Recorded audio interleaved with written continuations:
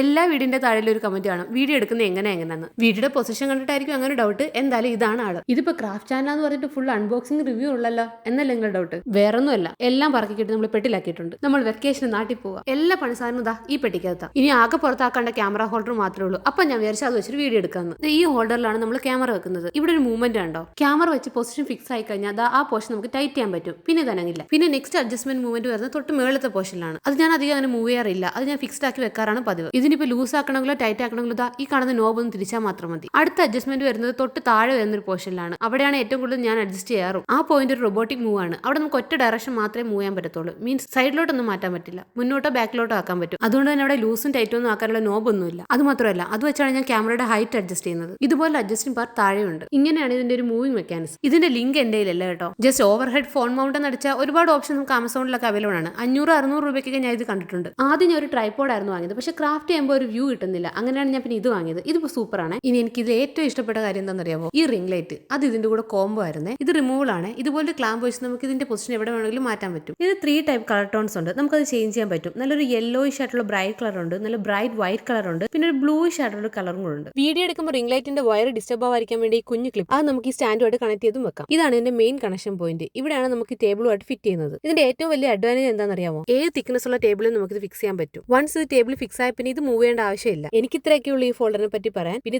ഇതുപോലെ എല്ലാം ഒന്ന് അടിച്ചു മടക്കി നമുക്ക് പെട്ടിയിലാക്കാൻ പറ്റും. അപ്പോൾ ശരി, ഇനി അടുത്ത വീഡിയോ കാണാം.